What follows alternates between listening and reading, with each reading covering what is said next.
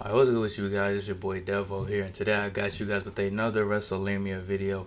Today we are going to be checking out WWE was in panic mode for WrestleMania 41. The link to the original video will be in the description if you guys want to check it out for yourself. Make sure you like, comment, subscribe, and let's get straight into it. Let me stop yapping. Now, WrestleMania is the biggest show of the calendar year. WWE should be firing on all cylinders heading into the show. Even when WWE wasn't doing well from a financial and creative perspective, WrestleMania was still a show that Vince McMahon knew he had to deliver a compelling and creative build for. Additionally, it was a time of year that casual fans watched Raw and SmackDown, as they knew in the back of their minds that WrestleMania was on the horizon. In 2025, the WWE product is doing extremely well from a financial perspective. However, an array of poorly received shows, booking calls, and a truly alarming pricing model has left WWE in a problematic position. As it stands, the Mania prices are no joke.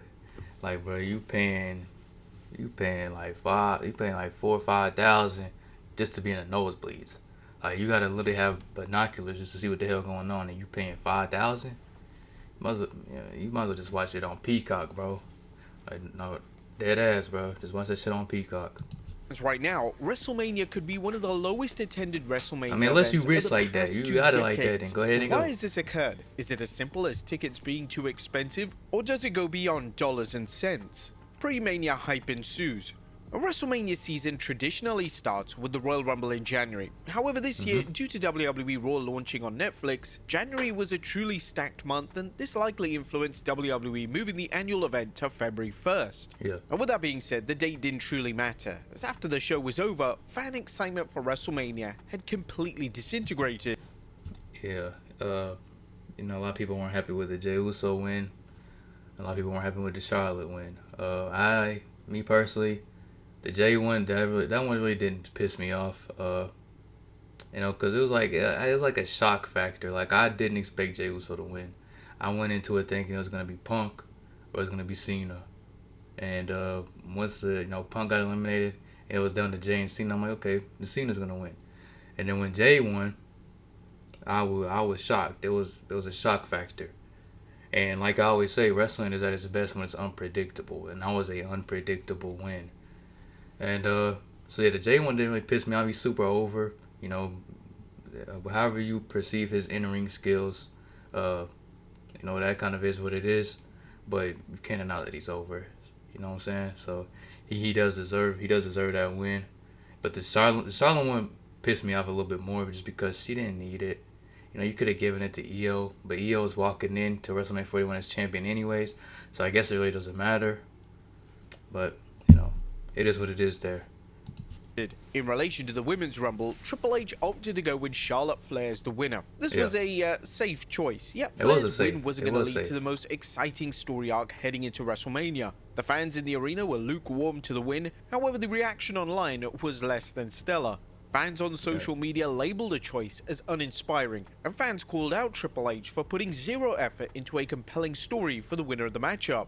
The reaction on YouTube should have acted as a wake-up call for WWE. So 15,315 likes for Jey, 25,103 dislikes, and then for Charlotte's got destroyed, bro. Oh my God.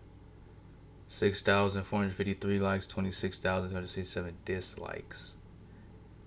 See, the thing is with the Jey Uso hate, it's literally online hate. Like, whenever he comes out on Mondays, Fridays, whatever the case may be, he gets a good reception. But Charlotte, on the other hand, she's been getting terrible receptions recently. I think it's just more so of, like, character-wise, you know. Because, you know, Charlotte's good in the ring. Especially if she, like, likes you. Like, actually likes the person she's working with. She's good in the ring. But, yeah. I think she just needs, like, a character reset. Because her character hasn't really evolved much since she's hit the main roster. And with Jey, obviously the whole yeet thing, that's over. In person anyways, online, people hate it. But, yeah, the dislikes and likes are, yikes. Especially for Charlotte's, man. 20,000 more people. WWE, as the dislikes were out of control, and it was evident that the fans were unhappy. When it came to the men's rumble, the Jey Uso win told two stories. In the arena, fans loved the idea of main event Jey winning the matchup. However, the reaction it was a online shock was factor. one of anger and borderline disgust. Fans were legitimately seething that Jey had just won the match, and there was a strong consensus that the win should have gone to CM Punk or John Cena. Fans had a lot of questions surrounding the win. But I will say this. I know I keep pausing it. My bad. But I will say this. It's worked out for all parties involved. You know, Cena, whoever you thought was going to win between Cena, Punk, it's worked out. Because Cena won the Chamber. He's getting his main event opportunity. And Punk is also getting his main event opportunity against Rollins and Reigns. So it really worked out. And, you know, obviously Jey gets his opportunity. You know, people, you know, I don't want to sound like a bootlicker here, but people want new stars, you know, new stars to, you know what I'm saying, get pushed. But when these new stars do kind of get that push, then people are like, why is he getting pushed? You know what I mean? It's just weird. It's really just the IWC, bro. You know what I'm saying? That's really where the majority of the hate comes from. Because with Jey Uso, he's super popular, probably the most popular dude in the WWE right now, and that's even with, you know, Cena, Punk, Reigns, Rollins, you know, Rhea, you know, just the most over person in WWE. So he did deserve the win. But yeah. Why Jey? Jey had just wrestled for the world title at a major Now, I think event this a week is prior, and now he keep pausing. I'm sorry, but I think the thing that pisses people off with the Jey and Gunther thing is that we've seen that matchup 3 times, and I feel like that. I will say this, cause I am sounding like a bootlick, I know, but I think that they have completely fumbled Gunther's title reign. Like, he spent the majority of it going against Priest, and then he had that triple threat Priest Balor. That was a good match, but I feel like, man, there's so many matchups that we should have gotten on TV that they decided to do at house shows, like Gunther Styles, Gunther Punk, like even the Gunther Rollins. Now, they still can do it if Gunther retains, but, you know, we'll have to see. He was getting another shot. It was an unusual approach, to say the very least. It was even reported that Jey's big win had been planned for some time, which showed just how much faith the game was putting into Jey to sell WrestleMania. Yeah. Unfortunately, whilst both Charlotte Flair and Jey Uso are incredibly gifted performers, they've never been established as mega draws in their own right, and this was seen with the WrestleMania ticket sales. According to popular site WrestleTix, in the week following the 2 respective Rumble wins, WWE shifted 260 and 390 tickets for each respective night. That's it. This should have been incredibly alarming for WWE, as the Rumble should act as a catalyst for a huge boost in ticket sales, but this didn't happen. Was this strictly down to WWE's pricing model, or did the negative reception to the 2 Rumble winners lead to fans having zero interest in purchasing a ticket to the biggest show of the year? I just think with the Gunther thing, bro. I think that's what is kind of. I mean, after the Jimmy and Gunther and Jey segment, where Gunther was wiping all the blood from Jimmy on him, I think the hype for that match has turned up a whole lot more. But I think at the time, it's just like we've seen that matchup 3 times. WrestleMania, you want to see, you know, dream matches. You can't really do repeats at Mania unless the story's right. And I honestly think that the story, you know, isn't bad. It's just that there's so many Gunther matches that you know, the fans wanted to see, and that we didn't get to see. We had to look at house show clips. You know what I mean? I think that's really what it is. So, yeah. The heel turn. Now, it was reported that Cody Rhodes versus John Cena for the WWE title was planned for WrestleMania back in January. However, nobody expected Cena to turn heel. Cena turning heel was truly the most shocking booking move in recent memory. A lot of fans saw WWE hitting the panic button and trying to deliver something unexpected on the road to WrestleMania. It was reported in the aftermath of the turn that initially Rhodes was going to be the one to turn and sell his soul to The Rock. This would have been a total disaster, as Rhodes is the face of the company, and WWE may have walked into a situation similar to the Stone Cold heel turn back in 2001. Another reported pitch was for Cena to turn heel at WrestleMania. This would have worked extremely well, yet the heel turn was moved to Elimination Chamber, no doubt to generate some buzz and excitement for the show. No, I can see why that was a panic mode move. Why he felt that way, because you can't turn Cody heel. You can't turn Cody heel. He's doing too good as a babyface right now, and he's just not the. It was just too soon to turn him heel. I feel like that he can turn heel eventually down the line, but turning Cena heel on a retirement tour, that was a bold ass move. This appears to be factually correct, as even the game would make a passing comment on how it now feels like they're on the road to WrestleMania, and the heel turn was perhaps the one thing WWE needed to take things to the next level. Ticket sales following the turn and subsequent match announcements were gradual, yet it still didn't see a mass surge of fans rushing to buy tickets, and this led to a lot of fans questioning if WWE would look to reduce the price of tickets in order to make sure that the event was well attended. A slow build. The first 5 weeks of the build to WrestleMania received significant criticism from fans. Hardly any of the angles managed to hit a home run on television, and it didn't seem like WWE were taking the WrestleMania build seriously. Whilst other WrestleManias, such as 17 and 31, both delivered less than stellar builds, yet ultimately delivered a classic show, there's no reason WWE shouldn't want to deliver both. A compelling and exciting build makes fans know that TV every single week is going to be a must-see event. And of course, making each respective WrestleMania rivalry as engaging as possible will make more people attend the show. It's a basic formula that WWE often drops the ball on. A lot of the feuds during the first 5 weeks felt lifeless, and it was only until recently in which WWE hit that big red panic button and remembered that WrestleMania was less than 2 weeks away. In relation to Rhodes vs Cena, Cena's first few promos were solid. Yet as weeks went on, they became repetitive. Cena's lack of explanation for siding with The Rock was frustrating as a viewer, and fans called out Cena's reasoning for turning heel for having a ton of plot holes. Thankfully, an epic promo segment between Rhodes and Cena in London saved the build. Now the match finally feels like a WrestleMania main event. The other main event set for night 2 is CM Punk versus Roman Reigns versus Seth Rollins. The feud has one of the most unusual builds to a WrestleMania main event ever. For the first few weeks, one of the names involved would come to the ring and tell the audience that the other names involved in the feud aren't even on the show. This led to extensive booing, and names such as Punk and Paul Heyman struggled with how to handle this rejection.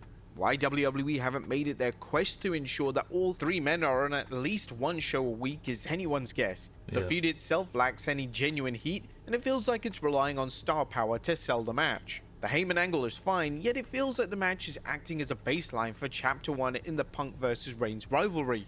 The world title match for the show, that being Gunther vs Jey Uso, struggled to get the fans on board early on. WWE had done the feud numerous times over the past 12 months, so there wasn't a lot of new ground to cover. The segments during the first few weeks felt monotonous, and WWE had to put some effort to make the fans actually care.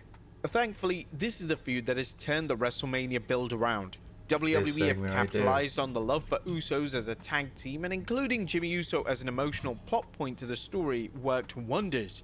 On the Raw from London, Gunther would annihilate Jimmy, so much so that Jimmy bled all over the ring. The angle had genuine emotion, genuine heat, and received widespread love and appreciation. This was arguably one of the only angles the entire WrestleMania season that felt like WWE were really trying to sell a match. It was perfect in every way, and if only WWE had put this much effort into every story, then they may not be struggling to shift tickets. Elsewhere, the builds have been incredibly flat. The Tiffany Stratton vs Charlotte Flair rivalry has been tarnished by both women going off script. It's been made clear that both women aren't meeting eye to eye backstage. Whilst this real-life heat could result in magic, it's resulted in lame segments where both women look uncomfortable. The other women's title match has 3 great names with Io Sky, Bianca Belair, and Rhea Ripley. However, WWE waited until the last moment to even announce that Ripley would be involved, which could have been a factor in the match not receiving the Night 1 main event slot. Now, the undercard has some solid additions, both Naomi vs Jade Cargill and Drew McIntyre vs Damian. But I ain't gonna shout out to Naomi and Jade Cargill. I'm pretty sure they are the first 2 women to have a match without a title on WrestleMania since like, what is it, 06 or something I seen? It was something like that. So shout out to them. Shout out to Naomi and Jade Cargill. They definitely are deserving of that spot. I've been enjoying their feud, and I've been enjoying their feud. So shout out to those 2, man. It's good to see those 2.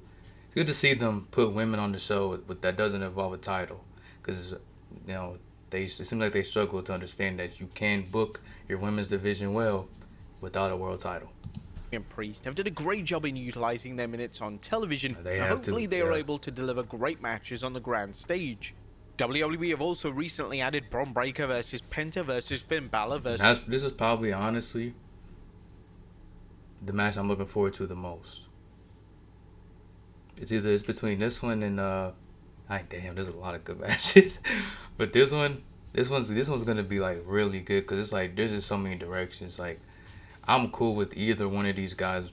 Yeah, I'm cool with Braun retaining. I'm cool with either of the three taking it off of him.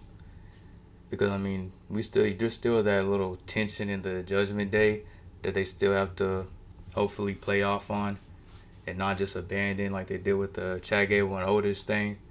So, yeah, I'm looking forward to probably this match the most. I think it's hard to say, bro, because the EO Bianca Rhea one's gonna be nice, and the damn, I lost my train of thought. Oh, the Roman Rollins and Punk one. I'm looking forward to as well. Damn. See, everybody's saying that this WrestleMania gonna be trash, bro. I don't know. Some of these matches are looking good. This is Dominic Mysterio, a fatal four-way match for the Intercontinental Championship, as well as Rey Mysterio versus El Grande Americano. Yep. Sadly, we won't be seeing Kevin Owens versus Randy Orton, as Owens recently announced that he's suffering an injury. However, there are still a few matches that could be added to the final card, and as long as the show doesn't turn into multi-man mania, the show should be concise and focused, on paper at least. Where we stand. So has WWE hitting the panic button positively influenced ticket sales? Well, as things stand, WWE has sold almost 49,000 tickets for Night 1 and 51,000 tickets for Night 2. There's evidently more interest in Night 2, but this is usually the case. Yeah. WWE have thousands of tickets left to move, and unless WWE drastically drops the prices of these tickets, WrestleMania 41 is set to have a ton of empty seats. This is all WWE's fault. A weak build combined with their utmost greed to promote the highest gate ever has been their complete downfall.